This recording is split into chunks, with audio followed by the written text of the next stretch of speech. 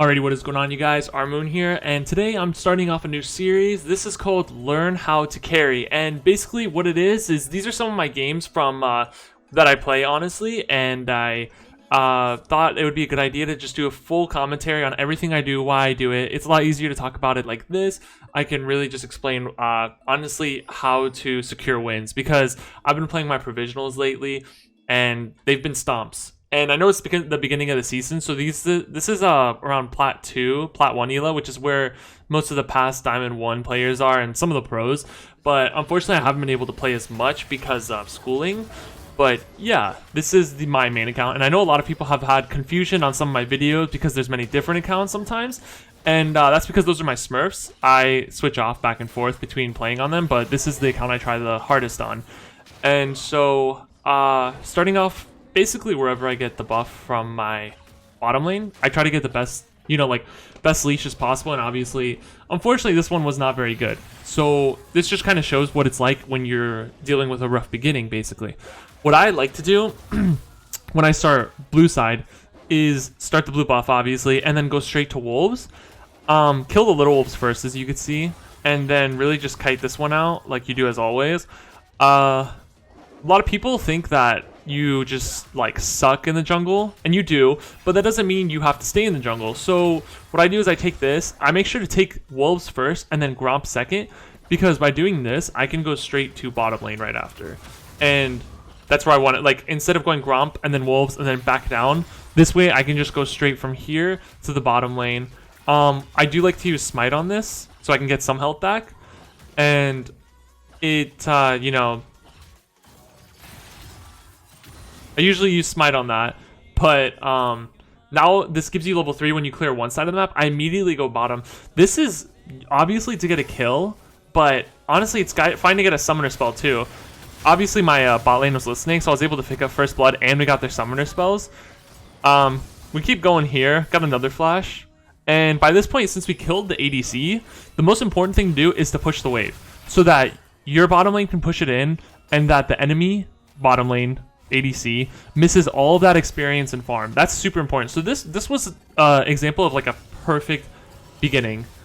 That's exactly like that would ideally be the best case scenario. What happens now? Obviously, that doesn't always happen. Sometimes you get a summoner spell, but you don't get the kill. Sometimes you just don't get a kill in general, and nothing really happens. So you can't force it every time. That was just a good opportunity. It's because the bottom lane was pushed into mine. And if my bottom lane was pushed into theirs, I wouldn't have done that, because that would risk tower diving, and that would just completely ruin the whole thing. So now that I go back, I'm going to show right here every now and then. I got my jungler's item, which is all I really want. I'm going to continue going bot lane, because now that I know they have no summoner spells because they just burned it, it's a great opportunity for me to honestly go back. But I'm not looking to go for a huge fight. Obviously, Sejuani is a stronger jungler in the beginning, but I see that she's top side, so I don't really back away from here. Listening to teams' pings, obviously. I knew Rakan would go over the wall, so I wanted to go around.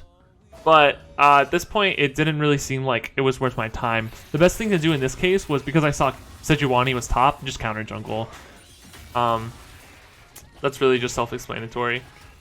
I knew she was probably taking my camps as well, so it was a good balancing system.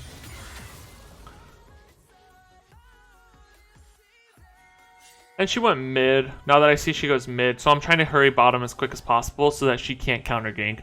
That's why I'm not stopping at all. I sweep. I always take a sweeper. And this is just going to be a clean double kill. I don't even remember, but I just know it's just going to be... Yep, just like that. Or at least get one of them. Neither of them had summoner spells. We are at least going to kill one of them.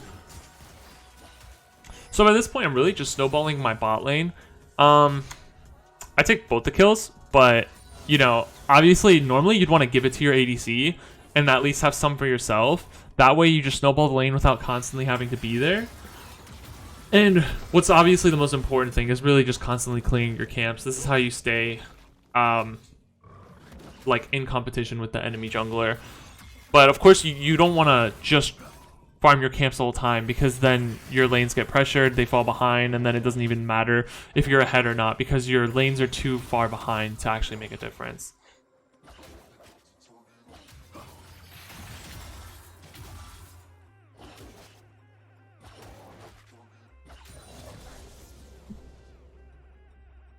So by this point, you can basically see I am a level ahead of Sejuani, as well as my ADCs ahead of the other one. Unfortunately, or actually, they just died. The enemy ADC just died. That's just because, as you can see on this side right here, they still have no summoner spells.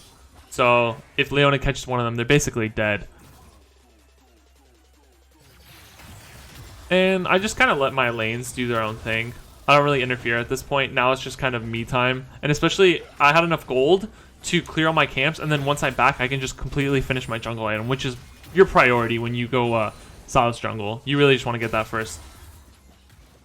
So by this, you could basically see that looking at jungle items right here, I have my full one while Sejuani's still struggling. She has the same amount of kills as me, but the difference is she's not clearing her camps. This is a big problem with a lot of junglers. They think you have to choose. You either have to choose, am I going to clear camps all game, or am I going to gank? There's no decision. You do both. And you have to do it in an evenly manner.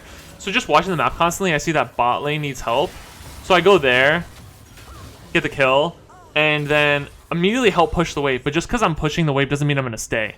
It's a great opportunity now for me to honestly go for the dragon. This is a big thing. A lot of junglers just try to go for the dragon no matter what. I make sure to kill her first, so there's actually no chance. But at this point, you don't want to go to dragon if the enemy has the advantage. If you're pushed in, if the enemy is pushed in, and you're taking dragon, it's an awful idea because they can just easily find you and then you give them the dragon and you die. So I would only recommend doing dragon when you have a lead and when you know they can't really contest. At this point, we killed the ADC and the jungler, so there's really no risk of doing it at all.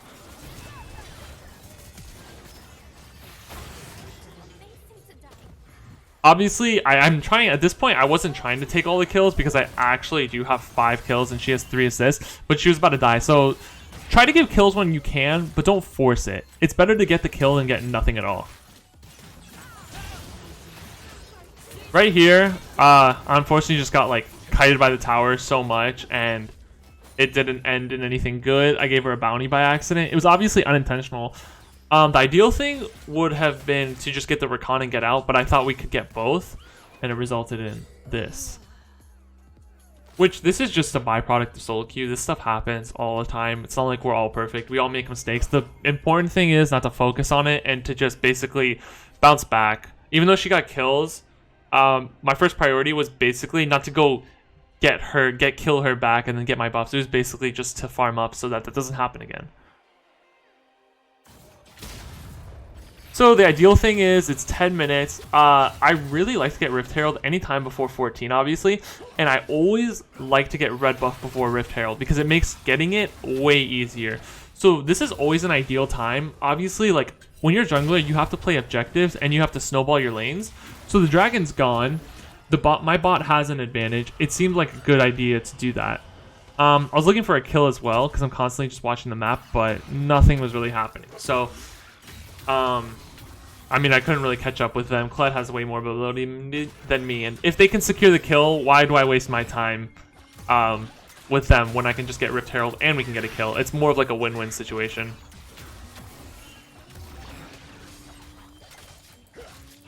So getting it here, for some reason, at the very last second, it just goes all the way back. We still get it nonetheless. And looking at lanes, this was a great opportunity. Irelia's pushed in. This is our mindset. Irelia's pushed in. We can kill her and get the tower immediately. It's better than going mid where there's all people there. So we immediately go top. Just kill her as quick as possible. And then first thing to do is push the wave. You want to put the Rift Herald down so you can get as much damage on. I mean, as you can see, she has teleport. So we want to get the tower before anyone can react. We know everyone is mid lane or missing. So we basically just tunnel for this. Getting first tower is a big deal, but getting first tower with turret plates is an even bigger deal. So this really, as you can see looking at the gold lead, we basically got 2,000 from just this play alone, which is a big deal because it's 2,000 in the pockets of 2 people. So at this point, I had a huge lead over the enemy jungler. Even though she's 4 kills, it's not like she's doing bad. I'm just outperforming her with objectives and with just map control. We have the dragon, we have the Rift Herald, and we got first tower. So that's the difference in these two junglers' gameplay. And Sejuani is a super meta jungler, by the way. Well, SYLAS obviously has no presence in the the current meta, so this really just shows you. Now, talking about itemization, I know that I like to talk about being Assassin SYLAS, but I found that going defensive boots really does make a difference, and it's way more practical than just having plus 18 magic penetration from the boots. So just thinking about their team, with Sejuani alone, I would go Merc Treads. They don't even have much AP or any AP at all, actually. They have none. But their CC from a Kiana Q to a Rakan, all that stuff, and Sejuani, it just makes it way more worth it. And I'm building Lichbane. After getting Lichbane, I'll have 35% cooldown reduction, which makes a huge difference.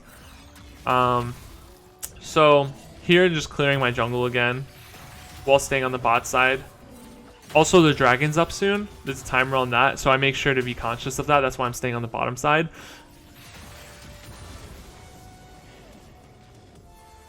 Alrighty. Now they have it warded, but that doesn't... I'm not going to stop to clear the wards. I'm going to immediately go in as quick as I can. And it looks like it was a counter gank, which is unfortunate, but I was able to get out, mostly just because of the Rakan speed.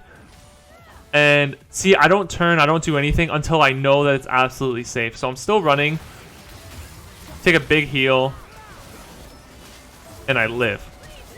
Now this is just lucky, I'll admit. But the thing is, a lot of people, when they get in these situations of, oh, that was lucky, I could go back in and kill them once more. It's a really bad idea. Because even one simple, small auto attack could be giving them an extra 150 gold. So even though I let my ADC die, it's much more worth than the both of us dying. Even if it's a 1-for-1 trade, it's most likely not worth just because I have a bounty. So that's the reason why I immediately just like left it. And I know in many elos, including my own sometimes, you just get spam pinged with the question mark and you just have to ignore it because you just gotta be smarter than your own teammates sometimes, honestly. So at this point, the enemy top laner is dead and mine is here, so it's just a great time to do dragon. Even if they do try to contest, I know that I can fend them off. Looking at the map, I don't know where they are. I can only see Kiana going around from the mid to here, but highly doubt that they would do anything. And if they did, I would have secured it. I had smite up. So as you can see in the abilities down here, like always, I upgrade my E first just to maximize damage output, and it really does wonders. The Q really doesn't do much for me in the beginning, so I max E first and then W. Looking at the map once again, I make sure to be careful with the ults I take. I don't want to take Rakan ulti again, and Kiana is a great ulti to take, but there's no real time to do it. If I just ulted them, you know, don't try to force an ulti when you have SYLAS. It's not always the move. Try to do it only when it like deems necessary or just useful at all. So my team's pushing the lane. There's no real reason for me to soak up XP as well. That's why I kind of look to counter jungle whenever these advantages show up. And always be open to being ballsy, you guys. If you're confident that you can hit your E, there's no reason why you should be afraid. Now, if I missed my E there, I might have died, to be completely honest. But because I know that I don't know. There's no reason, honestly. I was just confident in my own ability to hit my E, and that really results in another death for her. She's at 2 and 4 now. And just taking Scuttle constantly. And basically just clearing my own jungle at this point. I have a 92 CS compared to 67. Now I'm way and well ahead of Sejuani. As you can see, itemization wise, she has a Merc Treads. So these two items are the same. But on top of her, I have Sheen, Blasting Wand, Aether Wisp, and much more in the bank. So just kiting the jungle cramps. Now that we're in mid game, taking jungle camps is so much easier and so much faster. It's insane. A lot of people don't think about that. Now you might wonder why I did that right there. It's because it wasn't fully out. I still had some cooldown on that, but it was about to run out. And the thing was, it would have just been wasting time. Sometimes it's best, if you know you're not going to use your ulti in the next minute or so, sometimes it's best to just use it randomly, because then the cooldown will be, you know, up sooner.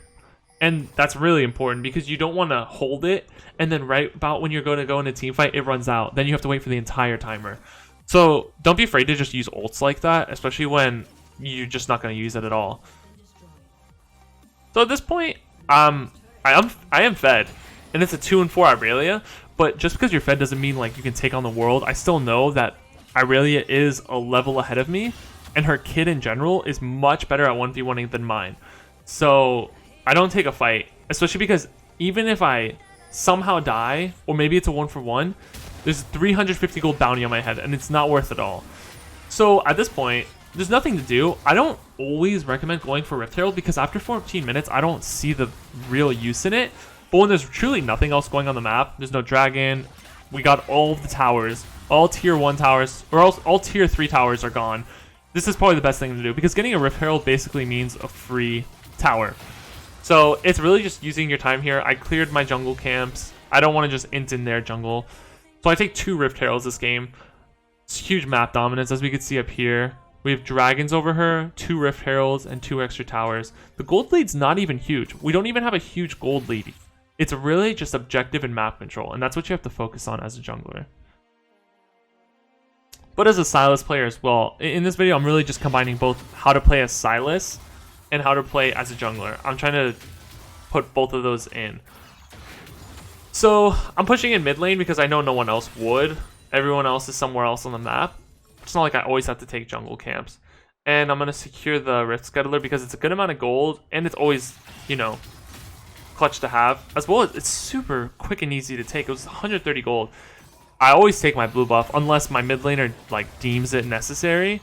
But in this case, I'm at such a lead that it would probably be more beneficial for me to have it because now I actually do have 45% cooldown reduction, which is so huge because my E is only at a 5.5 second cooldown. I always rush 45% cooldown reduction, and I'm not even at 20 minutes yet. It's huge. It really does make a difference. Healing is at 5,600 already too, so it really just does wonders for you. So I put the Rift Herald down. This is mostly to make pressure for Kled here. I told Kled at this moment to push so that we can create pressure. We're taking this while Kled is top. Unfortunately, not unfortunately, I'm glad we don't tunnel vision for that. Oh, we don't tunnel vision for that because say if we did, we might have gotten an ace just for a tower, and that's what happens a lot of the time. So that's good on my team. Obviously, these aren't low elo people. They've all been diamond the past season, so that was just a good call in general, not to tunnel vision for that. As always, just taking the enemy jungle, and looks like my Leona gets picked. I don't even, you know. I think of going in there because of Xayah. We take 1 kill. I'm not looking to take on the world. But as we see that there's a lot more people there, it's really just not a good idea to fight until the rest of our team comes. And so when Diana comes, immediately re-engaging here. She's dead, of course. Looking for another one, but the E is not long enough, unfortunately. At this point, just pushing the wave. And the wave heals me a lot. Dragon's up too, so we're going to take this tower and then basically just go dragon. I'm not ranged, and it's going to take them like 2 seconds, so I immediately just fend off and go for the dragon. This is more of just like time management more than anything. When you don't need to be there, just don't. That's not even like a big brain thing. That's just like if your team's got it, they got it. You have no reason to be there as well. And now we're at 3 dragons before even 20 minutes. I didn't even want to risk it there. So I immediately threw out the ulti for myself to live. Unfortunately, I got out CC'd. Even with Merc Treads, it happens. You get out CC'd. I was spamming W at that point. And even though I died, we got 2 kills and the dragon. So all in all, worth. Mistakes happen here and there. So that bounty went to Irelia, which is just unfortunate. It's a 700 gold bounty because I was on quite a streak. So itemization, now looking at it, what I'd like to do after getting Lichbane is immediately go Fiendish Codex. This is because now I don't even need to have blue buff for 45% cooldown reduction. And I don't finish it into Zonia's or anything like that. After that, I immediately go Rabadon's Death Cap to really maximize on my damage and healing.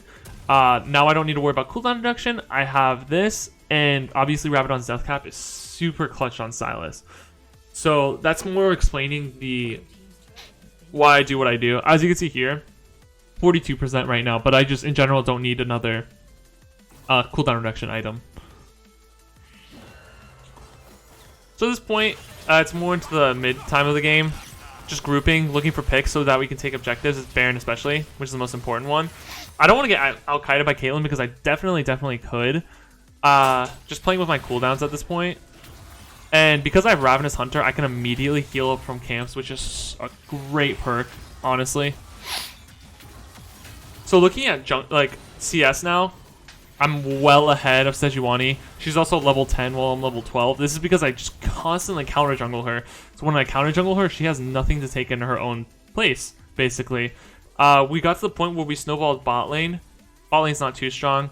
Mid was basically just a part of it. Just looking for catches here.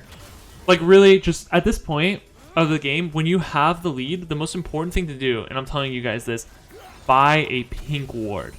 Every time you go back, have a pink ward, because having vision in their jungle is so clutch. You constantly have the catch on them. They don't know whether you're there, and if they come and like risk it, then you're waiting for them, you kill them, and then you immediately take an objective. Now, as you can see, the gold's way well ahead. Towers are 7-2, and we killed the ADC here. We didn't kill the jungler, but we killed the ADC. We told Kled to pressure bottom. Kled's here, and he's going to go for the inhib. So they have to make a decision. Enemy team has to make a decision. Either they try to contest us, or they go to stop Kled. They choose to go stop Kled. All of them are there. The only one that knows we're here is Rakan, but at this point he just doesn't do anything. They basically just know that this is gone, so they choose to trade it. Getting a kill is better than nothing, and we get Baron. Really just putting the enemy in a tight spot makes a really big difference for how they play and how you play. It really just makes like the game a lot harder for them to play, and it puts you on top, forcing them to make a decision. It would have been better if Kled didn't die, of course, but it's still well worth. So now, as always, this is the boring part about being a jungler, unfortunately. It's just really clearing camps constantly. That's just a part of it. People like top and mid and bot, they have lanes to farm and we don't. So it's not as exciting, of course, but it really does make a difference. So looking at differences now, she has one item other than her jungle item. I have two items, both extremely expensive compared to Warmogs. As you can see, the cost is way more, as well as a Fiendish Codex on top of her. Now, as you can see, I basically one-shot all my camps. So time management around that is perfect. I don't have to take a long time. For tanks in the later game, it's harder to clear camps. I'm constantly using Sweeper, and I don't even see Rakan himself, but I just see his shadow through it. And a pick's a pick. I know I use Flash, but at this point in the game, the death times are so long, as you can see, 35 seconds, that it's well worth taking it. I ulti this because I think maybe they're near the wall. It wasn't really going to work, but I thought it was good to take out of my ulti anyways, because when you're in a teamfight setting in a lane, you can't really use Kiana ulti unless it's in the jungle, and I'm just not as good with it. So I'd rather, as you can see, my cooldown is super low on that, only 40 seconds, so I just used it immediately. This was a confusing call. We should not go for kills. We should not go for kills when they have 2 towers and everything. As you can see, I'm not including myself in there, and I'm conscious of doing this. I still remember this time in the game, and it makes complete sense to me not to go in. It was an awful call to just run in there. We should have just used that as a scare tactic and then taken the inhib and went back. Because now Dragon is about to be up, Ocean Drake, and this is going to be our 4th Dragon. Now, this is it. Vision is super important, guys. I take it upon myself to kill her. There's a pink ward in there, so they can't see me at all. This pink ward. And I do it again. And basically, do it again. This is all from one pink ward in the base, by the way, guys. And I get a triple kill. And off of this, we win the game. We don't even need to go for Ocean Dragon. I killed the entire team. Not Irelia, but I killed these 4. And it was all because of one pink ward in the brush. So I can't emphasize enough how important it is to assert dominance with Vision in their own jungle, not even in your own. And off of this, just go for Ocean Dragon. Game is pretty game, set, and match. At this point, I immediately take this. At this time, I am 3 levels above Sejuani. I'm at a level 15. I'm actually the same level as my mid. I'm a higher level than my own top laner. So I really took it upon this game, and I take it upon all my games to solo carry. This is a huge thing. This is why I like jungle. When you're jungle, you can put yourself in any lane as well as their jungle itself. It's super nice to have that. Just it's on you. Like, even though my team all died, and they could have had a comeback right there, they could have gotten the dragon, they could have denied us of the soul. It's really just important to focus on yourself rather than your team. Of course, it's a team game, but they're not always going to work with your calls, as you can see from there. So at this point, we're just running it down mid. We have bot minions pushing up right here. So the best thing to do is pressure mid. We also have Kled up here pressuring top. So we have all 3 lanes.